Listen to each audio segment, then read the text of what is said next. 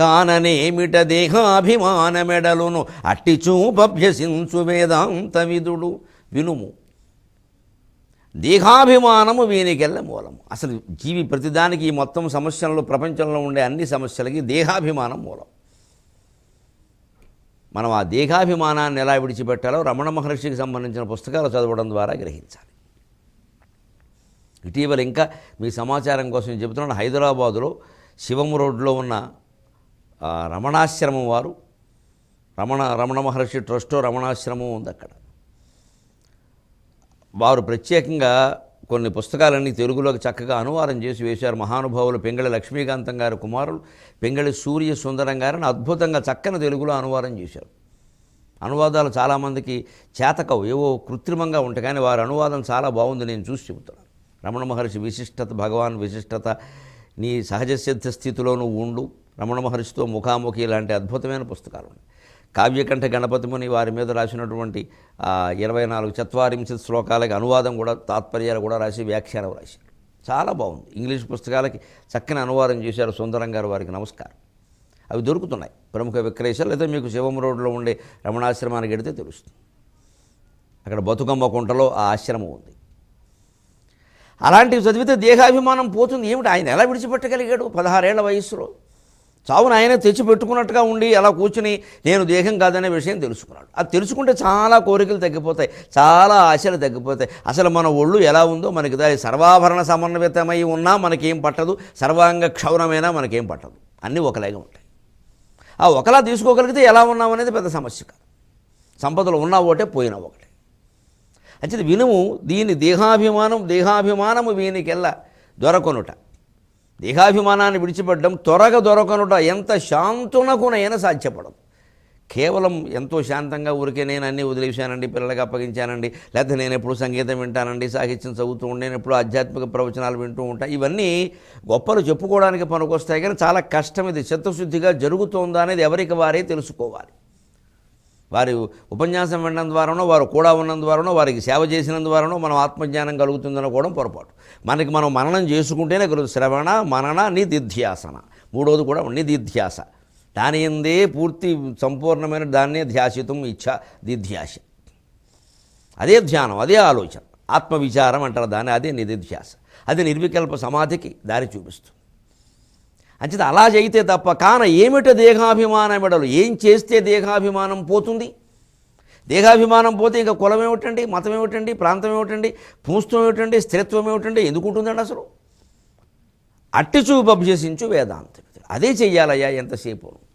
దానికి శమదమాదులు, సత్యాన్ని కట్టుబడి ఉండడం, శమదమాదులే శరణ్యం. శమం మనో నిగ్రహం, దమం బహిరింద్రియ నిగ్రహం. అంచేత మనశ్శాంతి అంటాం. ఇది తప్పదయ్యా అన్నాడు. పైగా అసలు ధర్మరాజా ఒక్క మాట విను. ఈ పంచభూతములనుకో, పంచ ఇంద్రియములనుకో, పంచ విషయములనుకో, ఇవన్నీ అనుకో, వీటి వల్ల ఏర్పడిన జీవితం అనుకో, అందులో ఉండే లోకములు, లోకేశులు, లోకస్థులు, మొత్తం ఈ సృష్టి సమస్తానికి కూడా మూల కారణం అహంకారమేనయ్యా. గర్వం కాదు ఇక్కడ. నేను నేను నేను నేను అనే భావం. మన మనస్సును చూడండి, ఒక 5 నిమిషాల్లో ఎన్ని ఆలోచనలు చేస్తుందో. ఏదో జపానికైనా కూర్చుంటాం, ఒక్కసారి కూడా గాయత్రి మంత్ర జపం పూర్తవుతుంది, లేకపోతే ఆ నమశివాయ 10 సార్లు కూడా అనకుండానే ఎటో వెళ్ళిపోయింది రోడ్డు మీదకి. మళ్ళీ దాన్ని తీసుకురావడం అది కష్టం. ఎక్కడికి వెళ్ళిపోయింది ఇది? ఇలాగా ఈ ప్రపంచంలో ఉన్న 750 కోట్ల మంది మానవులు, కొన్ని కోట్ల జీవరాశులు చేస్తున్న ఆలోచనలు అన్నీ కలిసే కదండి ఈ ప్రపంచం ఇంత నిర్మాణమైంది. మంచో చెడ్డో, అభివృద్ధో నాశనమో ఏదైనా. అయితే అన్నిటికీ మూలం నేను. పైగా ఏదైనా జరిగితే మనకేమన్నా, అది ఎలా జరిగితే సరిపోదు, మన వల్ల జరగాలి. గ్రామం అభివృద్ధి చెందడం ముఖ్యం కాదు, మనం అధికారంలో ఉండగా అభివృద్ధి చెందడం ముఖ్యం. తర్వాత అయితే మనకే, పోతే మనకే. వీలైతే పొల్లెడతాం అక్కడ. అదే కదా ప్రతిపక్ష రాజకీయాలు. లేదా ఒక మంచి ప్రభుత్వం ఉండి చేస్తున్నప్పుడు అడ్డం చెప్పడం ఎందుకు? సుఖంగా పోనీ వాళ్ళని ప్రత్యేకించి పొగడం ఇష్టం లేకపోతే ఊరుకోండి, మాట్లాడక తిట్టడం ఎందుకు? ప్రతిదానికి తిట్టాలా? జరిగే మంచి పని జరగనివచ్చు కదా, జరగనివ్వరండి. మళ్ళీ వీళ్ళు రావాలి, మళ్ళీ వాళ్ళు తిట్టాలి. మొత్తం కుడు రాజకీయాలండి. జీవితమేనా అంతే? ఇళ్లలోనే ఒకళ్ళు చేసే పని మనం చేయనివ్వం. మన రంగంలో ఉన్న ఇంకోటి చేస్తున్నారు, మనం ఒప్పుకోండి, మనం చేయాలి. మరి ఈ గొప్ప జ్ఞానం, ఈ అహంకారం ఏమిటో తెలుసుకోవాలంటే జ్ఞానం కలగాలి. జ్ఞానం అంటే అద్వైత భావన. అంతా ఒక్కటే, ఏకమేవ అద్వితీయం బ్రహ్మ. ఆ జ్ఞానార్జనకి ఎప్పుడూ బ్రహ్మచర్యమే మూలం. ఆ బ్రహ్మచర్యం ఇవాళ ఎలా సాగుతుందో భీష్ముడు చెబుతున్నాడు. యూనివర్సిటీ, విశ్వవిద్యాలయ విద్యార్థులు గమనించురుగాక. బ్రహ్మని చరతి ఇది బ్రహ్మచర్యం. బ్రహ్మయందు చరించుటయే విద్యార్థి లక్షణం. బ్రహ్మ అంటే విద్య, పెళ్లి కాకపోవడం కాదు. విద్యార్థి దృష్టి ఎంతసేపు విద్య మీదే ఉండాలి. అది కాకుండా ఇవాళ ఎలా ఉందో స్పష్టంగా కొన్ని వేల ఏళ్ల క్రితం 1200 ఏళ్ల క్రితం 12వ శతాబ్దంలో తిక్కన చెప్పిన పద్యం ఇది. అంతకంటే ముందు వ్యాసభారతంలో 5000 ఏళ్ల క్రితాంది. పరిహాసము భాషణము నిరీక్షణములోనుగాగ నింద్యంబులు సుందరులయడా దీనికేమని చొరదొగదు దీనికేమని చొరదగదు అట్లయిన మనసు సొత్తురు సుదతులు. విద్యార్థులందరూ వింటున్నారు అన్న దృష్టితో నా పిల్లలుగా భావించి చెబుతున్నాను. ఇవాళ జరుగుతున్నవి ఏమిటండి? కలిసి మాట్లాడితే తప్పే ఉంది, కలిసి బండి ఎక్కితే తప్పే ఉంది, ఒకరి వెనకాల కూర్చుంటే అటు ఇటు కాళ్ళిట్టు కూర్చుంటే తప్పే ఉంది, సినిమాకి వెడితే తప్పే ఉంది, కాస్త వాట్సాప్లో వారి ఫోటో నేను, అమ్మాయి ఫోటో నేను, అమ్మాయి ఫోటో చూసి లైక్ కొడితే తప్పే ఉంది. ఇక సెల్ఫీలు తీసి అడుగొడుక్కి పంపడమే, అడుగొడుక్కి లైకే, లేకపోతే ఎందుకు లైక్ కొట్లా అని ఒక లైకు.